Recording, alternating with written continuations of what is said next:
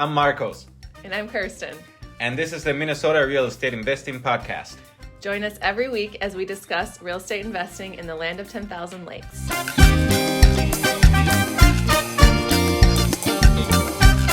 Welcome, everyone, to our first episode of the Minnesota Real Estate Investing Podcast. Welcome. We're excited to start this podcast. It took a little bit to get it off the ground because we tried to schedule to use an actual recording set and all that stuff, but we couldn't make it work with everyone's schedule. So we're going to start doing it at home. So excuse the sound. It's going to get better. We promise. Yeah. It probably doesn't sound that bad. It's not as professional as when you got those mics and stuff in the Anti-pop, whatever, the mixer and stuff, but here we are, and we're excited to talk about real estate. Yeah, and investing in real estate mainly. Real estate investing, yeah. You must be wondering who we are. First, since this is our first episode, we decided we're first going to talk about who we are, what we do, how we got here. And then we're going to talk about our show's main subject today, which is the current Minnesota real estate market and what to do to invest during these times. So we've got our mate here and our dog Risa keeping us company. You might hear some of those background noises, but now you know what they are. Exactly. If you're wondering what mate is, it's a South American type of tea. I'm from Argentina, so I drink it every day. It's basically my coffee. Okay, so Kirsten and I were a real estate team, husband and wife team. The name of our team is Milagro Homes, Real Estate Plus Design. But we call it Milagro Homes for short. We help investors, new investors, older investors to invest in real estate. Invest in real estate in Minnesota. That's basically what we do all day. We help all kinds of investors, long-term, short-term, flippers, wholesalers, everyone who decides to go into real estate investing, we can help. You must be wondering also how we got here. Like I said before, I'm from Argentina. I got here in 2011. I spoke a little bit of English, but I still needed subtitles when I got here. And the reason why I got here, where I moved to Minnesota in the first place, is because of Kirsten. Mm-hmm. We met backpacking in South America. We met in Bariloche in Patagonia in Argentina in New Year's Eve. You were backpacking by yourself, right? Mm-hmm. And we met in December 31st, 2010. Yes. The rest is history. You lived in Argentina with me for a while. We both are fluent in Spanish, of course. And then when we moved up here, I started trying to get a job, but not just any job. My goal was to be in an office, and that took me to a broker's office for a meeting. He introduced me to the real estate world here in the United States. I was blown away, and a year and a half after I got to this country, I got my real estate license. That helped me a lot to understand how to do things. I did real estate on and off until we started investing ourselves. I had to get some stable jobs. That's what allowed us to, the W-2 is what allowed us to get our first home and start investing, per se. So we went down that path, and I think also it's time for you to tell your story, your side of the story. Sure. The design side? Of course. Okay. Everything. Yeah, so we met in Argentina. I worked as a nanny for a while when we got back, and then I decided I want to go back to school for interior design because I had actually gone to school for architecture for a year in 2005. That tells you how old I am. And then I quit and did psychology, got that degree, in psychology, and then in 2013 went back to school for interior design. Then after I graduated, went and got a job at a commercial firm here in Minneapolis and worked there for about 9 months. Did not like it at all for various reasons, mostly because you just have no freedom for creativity at all. So I quit. That was right before we had our daughter, and then was a stay-at-home mom, and kind of as we started getting into investing, decided like I think I could use my degree and my skills and everything to help other people. So we started offering design services about 2 years ago when we started a business, and it's kind of just grown since then. So yeah I love to help. I really love to help anybody.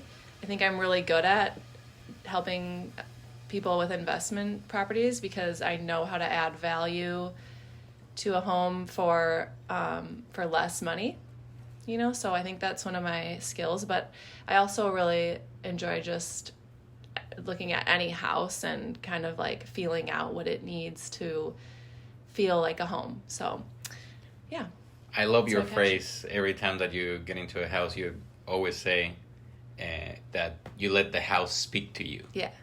Because every house is different. It's like almost a living being. Yeah, it is. And especially if a house needs rehab, it's kind of like telling you, okay, this is what I need in order to be beautiful again. Yeah. And alive. Yeah, because I say like homes have a soul, and each house is different, and it fascinates me how like literally every house is so different, unless it's obviously a builder that's made these spec plans and stuff, but like it's just so cool how I want to see like my goal is to see every house in the world, which one is a perfect house, like find that perfect house. And I don't know, it's my passion, and I love what we do. So mm-hmm. And we started because our daughter was born. Like you said, you were at that job and you quit before she was born. I had my W-2. We realized that we needed something more than just a regular job to be able to see our daughter, during the day. Because the reality is that, and for most people, the reality is that you drop your kids off at daycare, and you don't see them for 9-10 hours probably, unless you make it work in a different way. But again, we didn't want somebody else to raise our kids. That's the main reason why we got into real estate investing. Yeah, that's our why. Mm-hmm. Yeah.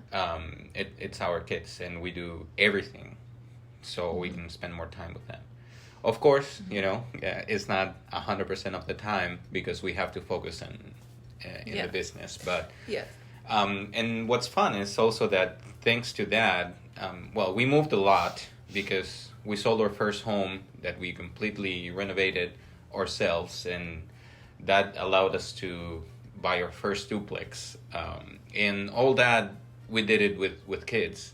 We moved how many times in our daughter's first couple of years? Like 4. Like 4 times, mm-hmm. Yeah. And we moved again about a month and a half ago. Mm-hmm.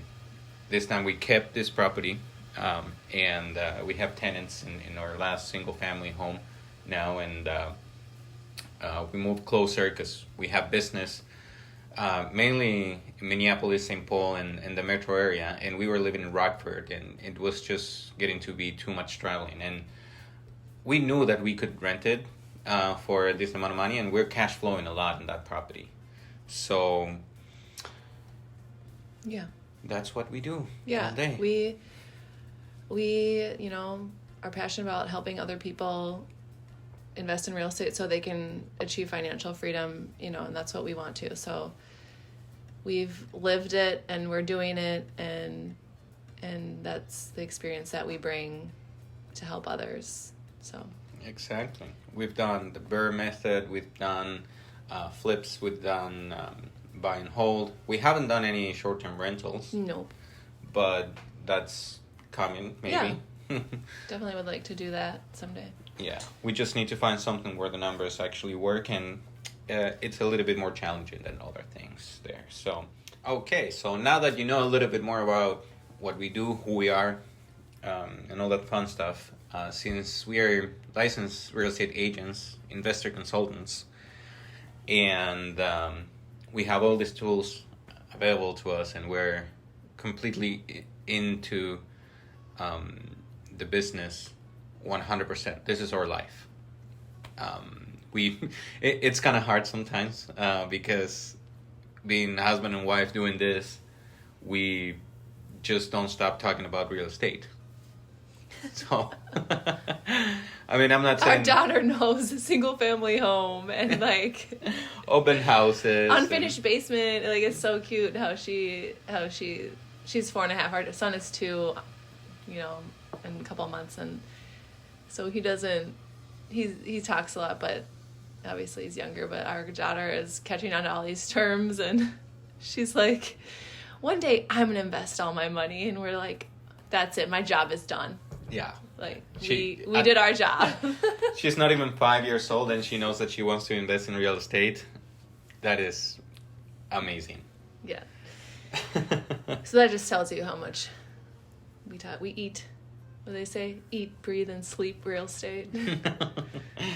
And not only real estate, but real estate investing too, which is another part of this that not many people know how to do it really, or understand really how to do it. That's why we see a lot of people having trouble with the first couple of houses, and that's why we like to guide people, because we were lucky that our investments were always good, I think, and we prepared ourselves. Yeah, I think we always made educated decisions, though, too. Exactly, and that's the key. Always go with decisions by the numbers in this business, because the moment that you start acquiring properties because you like them or because...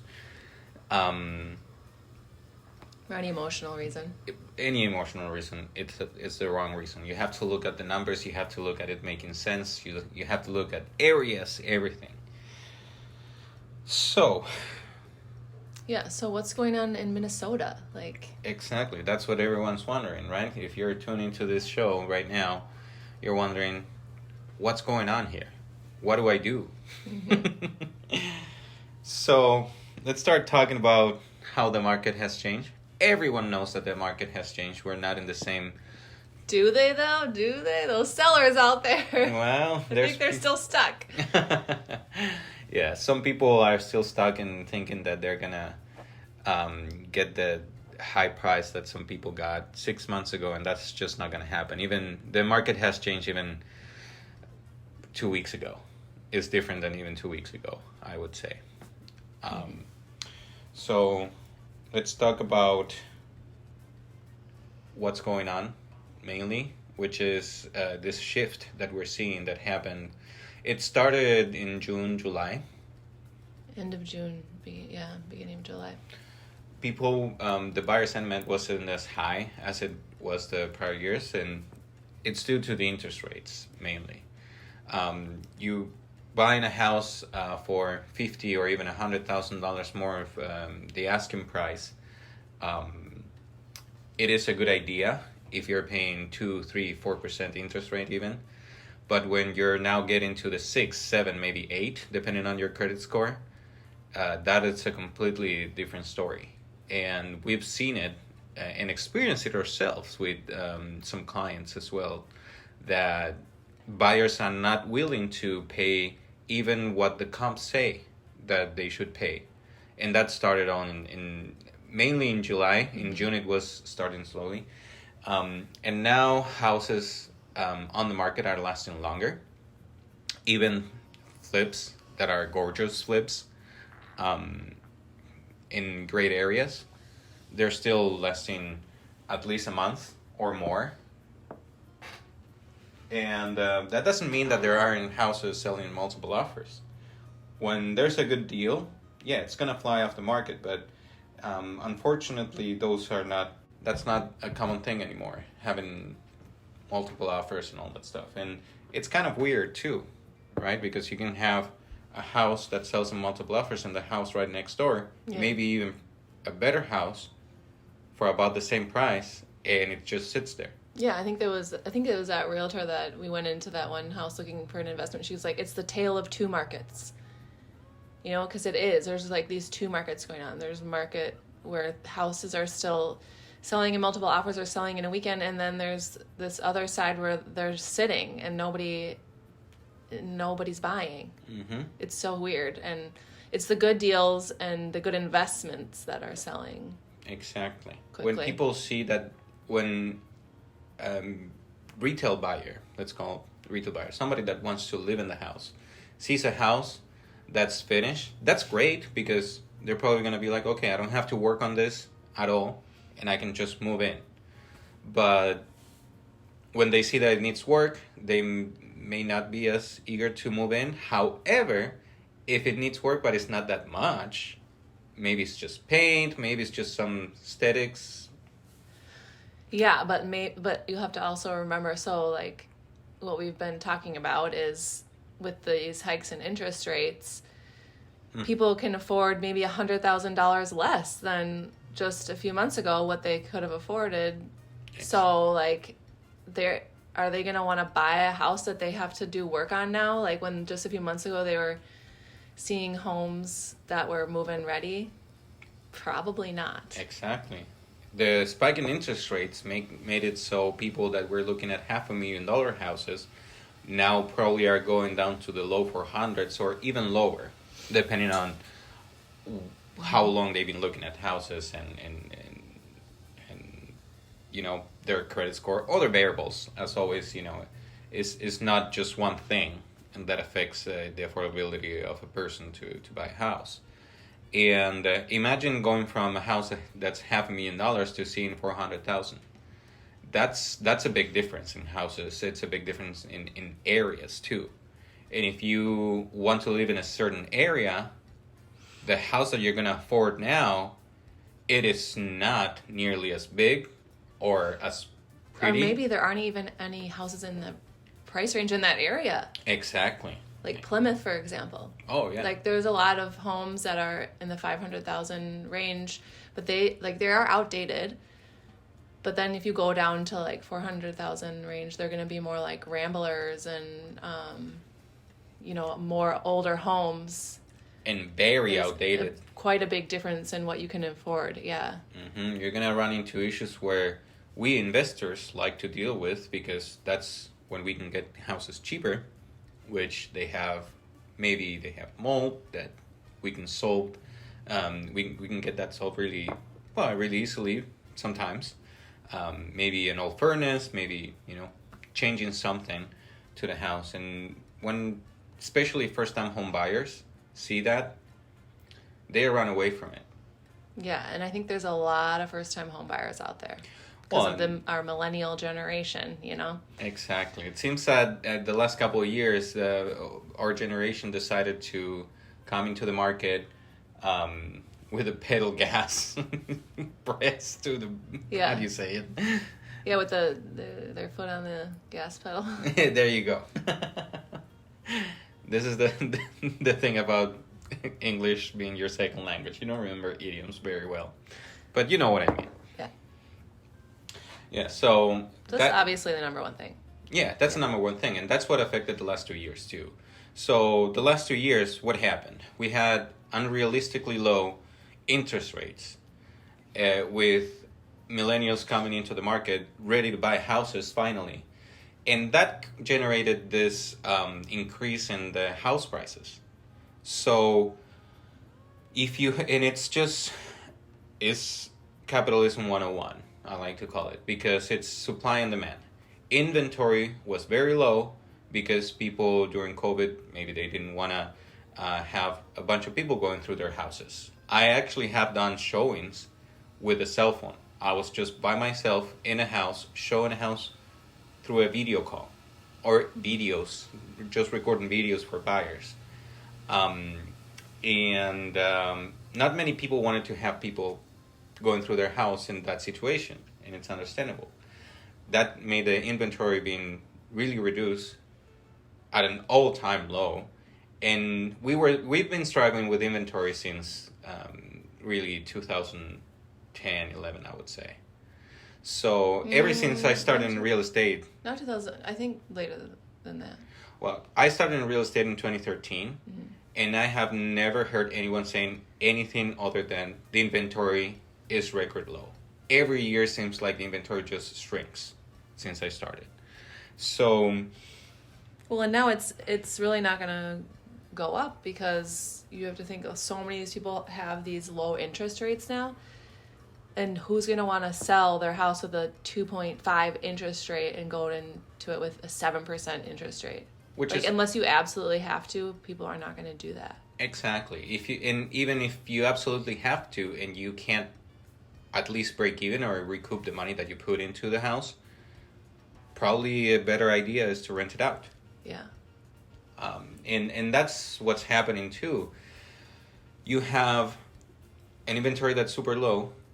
In the last 2 years, you had a lot of people trying to buy a house because people that weren't able to afford before with the low interest rate are able to afford it now.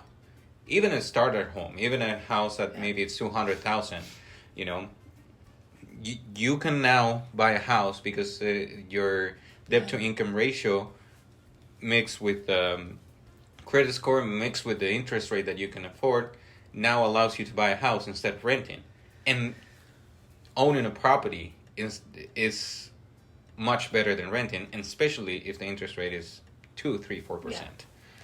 Yeah, so there was already an affordability problem, and it got a little better with interest rates lowering, but now but prices, went up because of demand, and now demand is still high, interest rates are high, so it's like the affordability is horrible. People cannot afford, that's what's wrong with the market right now, and it happened abruptly. And that's the thing. In July, it happened abruptly. It was like suddenly we were falling off a cliff with the real estate market. That's how it felt. Now, going back to the market historically, July in Minnesota, it's always slow. January is even slower. That's, and of course, during the holiday season, that's always slow. Like, nobody wants to move or buy houses in that time. Maybe only investors. We actually moved into our first duplex in December 28. Yeah. But not many people are willing to do that. So you have this ups and downs in the market. In the last 2 years, that didn't happen. You didn't have a slowdown other than during the holidays. That was the only time that it slowed down a little bit. Not even that much. It was always fast-paced in the last 2 years. And suddenly comes July 2022, and nobody's looking at houses. Everyone is probably on vacation due to the first spike in interest rates. Yeah. That took a really big hit in the market. And since people are seeing houses lasting longer on the market, since those houses didn't sell in the first week, and now the thought is like, okay, what's wrong with that house? Because now it's weird for all these first-time home buyers, especially. Yeah. They don't know any other market. Exactly. Yeah. So they're wondering, what's wrong with this house? And we have seen also many situations where the buyer's financing fell through, and the house had to go back on the market. A lot of that going on. Exactly. With flips, with any type of house. And sometimes it's not because they couldn't afford it or something anymore. Yeah, right? yeah. Because all of a sudden their interest rate changed. Well, you're able to lock up the interest rate, but if you didn't, or if something changed in your job, for example, which also has been happening as well, if you are in the industry of lending, there have been many changes in that. So that also, of course, affects affordability. Difference in jobs, people maybe quitting, maybe doing things, maybe buying a new car too.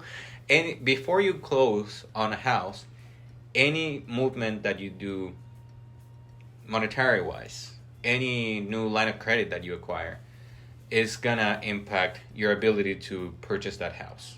So until you close, anything can happen really. I think a lot of people just got cold feet. Is like, I see that all the time in the agent remarks on the MLS, like, buyer got cold feet because they are like, oh, now I'm buying this house at 6% interest rate or something, like oh man, maybe I'm making a mistake or whatever, Mm-hmm.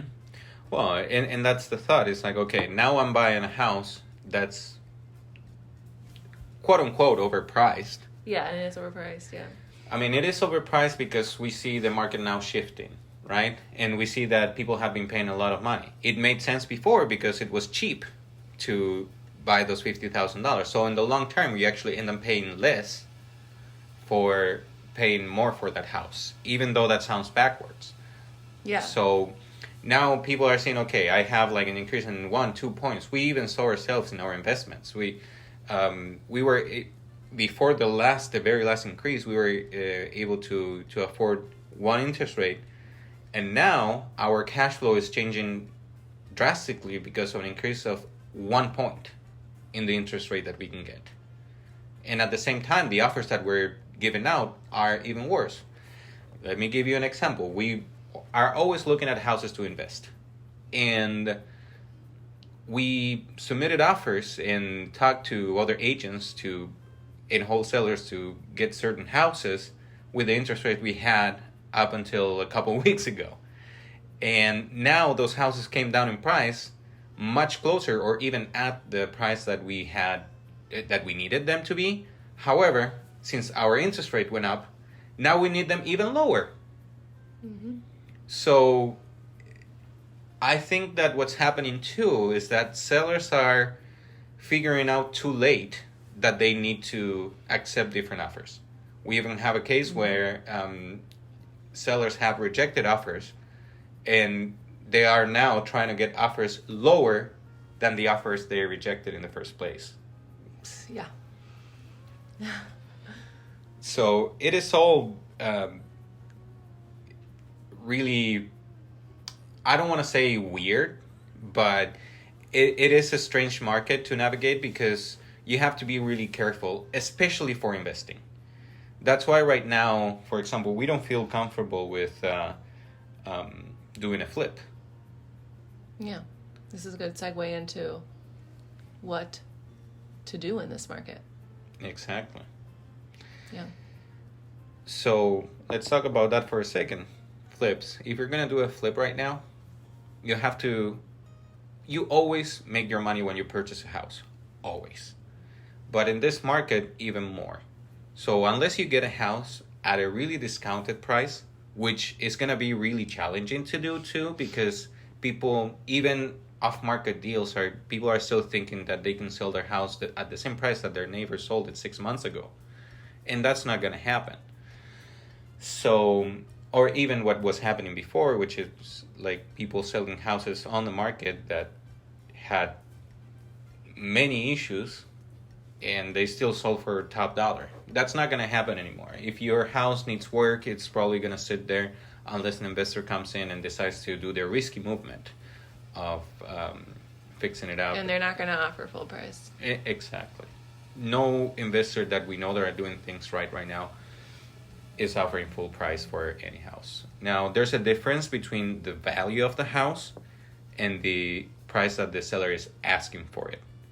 And there might be a difference too with the price that you need to get it at for the investment to make sense. So those are three completely different things.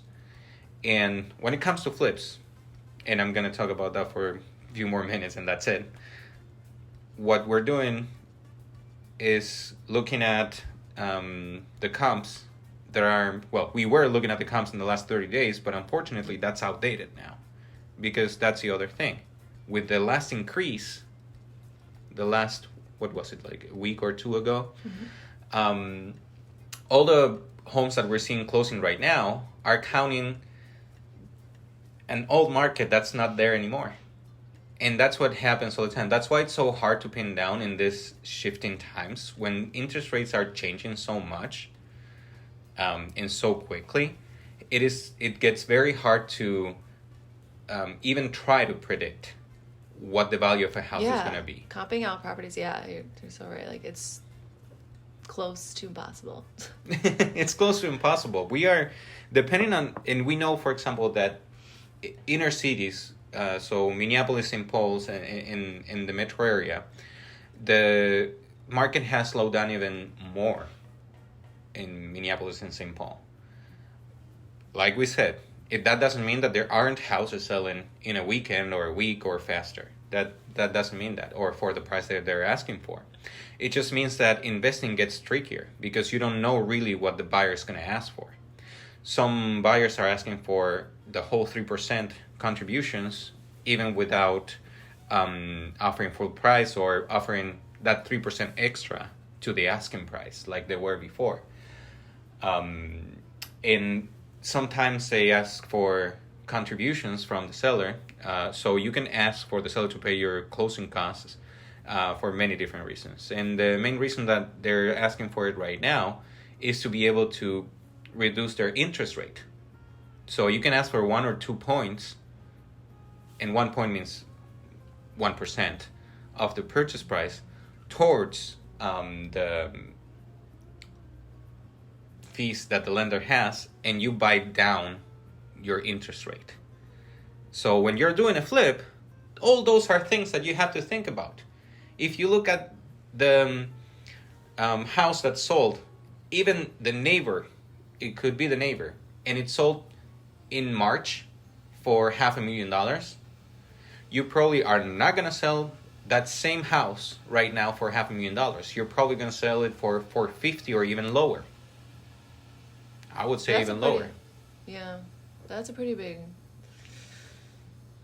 But people are still putting, so that's the problem, is people are still putting their house at that price, and then it's just sitting there, and they don't want to accept. Like I'm talking to a lot of agents, and they're like, nope, seller's not accepting less than this, and we're asking them, okay, like, what's your seller's plan then? Exactly. What's your backup plan? Yeah. If you don't sell, and we get a similar answer from everyone, right? That they don't want to hold it through the weekend. Through a weekend. Oh my gosh. The winter. Through the winter. Right? That's like what they expect, right? To sell in a weekend. I've had agents tell me that too. Like, we don't know why this is, like, my client didn't know why it's not selling. And yeah, and when we look at it, I think it's still a market from a few months ago. Yeah, and it's just too expensive. Sometimes you can, attribute it to other factors. The house itself, maybe it has some issues. Maybe, it shouldn't have been on the market in the first place. It's more for an investor. Maybe it should have, but most of the time, if a house is not selling, it's due to the price. Yeah, absolutely. Yeah. That's what's going on right now. Exactly. Seeing a lot of homes just overpriced. Mm-hmm. And it's not, you look at the comps and you say, but Marcos, the comps are saying that we should be at that price. And my answer is, like I just said a few minutes ago, when you're looking at those comps, you're looking at a completely different market. When people were having even up to 5% interest rate, that was fine. When we started going above 5, then you have to get houses cheaper. Yeah, and it's not that, like, we have super high interest rates. Like, they're relatively normal historically, but because of the abrupt change and, like, the contrast between this and just, the beginning of this year, I think that's what made it so like, jarring for people, for buyers. It's not, because, a lot of agents are like, well, it's, our interest rates are still fine. It's like, yes, but you have to keep in mind, like, the market that people have been looking in. Exactly. Psychologically, it's a big impact in buyers. Yeah. Especially a buyer that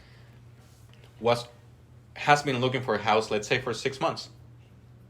Maybe they got pre-approved, lost in multiple offers during the spring market, took a break, and when they came back, suddenly now I can't afford that beautiful house. Now I'm in a completely different market. So that's what's happening. So flips, yes, you can do them, but be really careful with your numbers and the comps you're running and how much you're going to put in the house, everything. It's always risky to do a flip. That doesn't mean that you can't do a flip. Just be really careful and account for a lot less on the ARV. It's a time to be very conservative right now. Exactly. If there was ever a time to be conservative with numbers, it is right now. Mm-hmm. Don't try to have someone tell you, well, this comp here is telling you can sell it for $1 million. It's like, yeah, well, That was 6 months ago. Sorry. So what do we do if we can't do flips? Yeah, we see the market pivoting to buy and hold. That's where investors are going to be starting to go. Exactly. And one of the advantages that we have of being part of VSM Real Estate is that not only we are agents that look at the market for buying and selling, but also we have management at VSM of properties. We have a leasing team and maintenance. So we have seen, since the market shifted, that side of VSM has grew so much. The rental demand grew exponentially. I would say, like, in just, I think it was just in a month or two, it grew like 15%, something like that. So if you want to invest, you have to invest in buy and hold right now. And it's a perfect time because you're going to have sellers that are very motivated and are probably going to take that offer that they didn't want to take before. Now numbers are making more sense. That's what we're seeing too. Yeah. Even with the price that they're asking, now that they reduce the price, it makes sense depending on what you can afford with what type of lending you're using, and especially if you're using cash. Cash is king again. Before, during the last 2 years, if you had cash, you could close in 10 days. Not many people were really eager to accept your $50,000 under asking offer. Right now, they might be. They might be. Yeah. And again, it's also really tricky because in Minnesota, what happens in this time of the year is that rentals are not gonna, people are not gonna be moving during the holiday, only few people. And then you have to wait until next year for the spring market. I would say, you could start in January, but that doesn't happen. It really starts more in February, March. Most leases are up usually in March, April, May. That's the best time to get new tenants. That doesn't mean that you can't get them before. It's just more challenging. A lot of the homes, I want to say this before I forget, like I said, we call a lot of these agents that we see homes that are great investments. And so many of them are saying, like, the homes have been on the market for at least a month. They're saying, well, we don't want to hold this through the winter. Like we said, they don't want to hold it through the winter. And so I think, like, the market has just started really shifting with this. And some of these sellers are going to be really eager to get to sell their homes because they don't want to hold it through the winter. So coming up in the next month, like, it's a great time to make offers at the numbers that make sense for a buy and hold investment. And then the best strategy, in our opinion, with this is to buy something that has, like, an unfinished basement or anything you can create equity, because oh my God, that was the fart machine. We have a fart machine that our kids play with. It just randomly went off. Oh my God, there's a ghost in here. Anyways, so yeah, like, because that really creates a safe investment. Then you have time to work on it over the winter and rent it out in the spring. And you're creating equity, and you can rent it for higher than you would have rented it right now too. Yeah, and if prices go down, it's okay, because your home is going to be valued more if you add a bedroom and bathroom and all that. So that is our strategy, and that's what we think the best strategy is. Exactly. This time of year right now. Just like always, we have always been really conservative investors. We always went by the numbers exclusively. And if the investment makes sense, pull the trigger. If you have a set goal for cap rate, a set goal for cash on cash return, for return on investment, for cash flow, because you have to have different goals depending on which type of property you want to acquire. Depending on the property we acquire and what location we acquire it in, we have different goals for each one of those. And they go from different cash flow, different cap rate, different everything. depending on the type of property. And once you have those goals, you can get the financing, or you have cash, which would be even better, or even a private investor that wants to lend you money at a much lower rate. Do it right now. This is the best time. Yeah. We don't know exactly where the spring market's going to go. Yeah, when people like wait, I think a lot of people are waiting too because they're saying hold your cash, and I sort of agree with that, because there's a lot of doomsday people out there, whether like naysayers or whatever, and like I like watching all opinions, and so it's interesting to me to see what they say, and even some of the bigger people out there are saying like we're gonna see a huge market crash, and this is gonna be like historical and stuff like. Even though they say that, and they could be true, I would still buy right now if the numbers make sense. I would still do it because you can't like hold off. And what if it doesn't happen? Exactly. Well, and that's what I was going to say. Unfortunately, that's something that I've been hearing since I started in real estate. Yeah. I started in real estate in 2013, and every single year always said, next year, the market's going to crash again. I've been hearing that for almost 10 years now.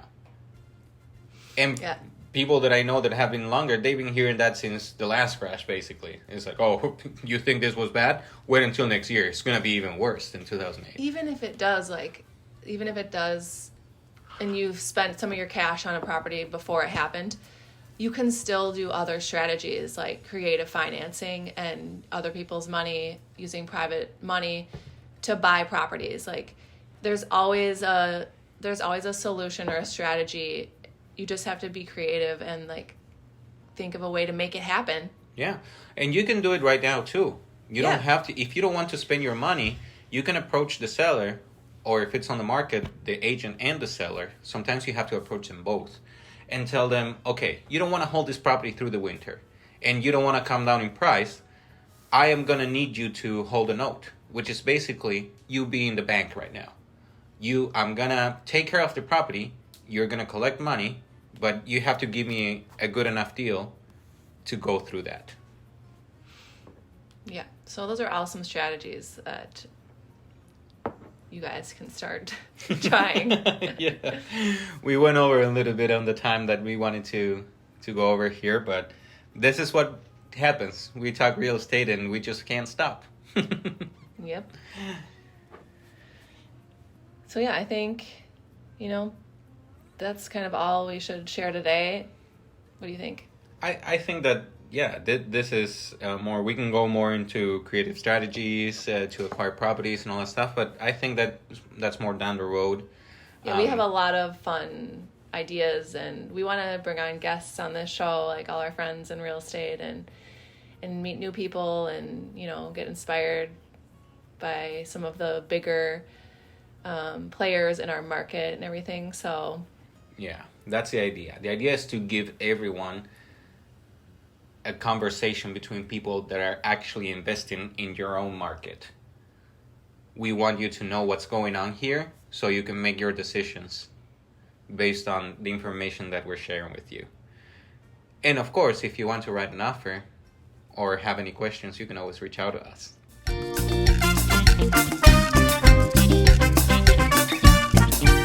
If you want to reach out to us with comments or questions, you can find us on Instagram, Facebook, and our website, milagrohomesre.com.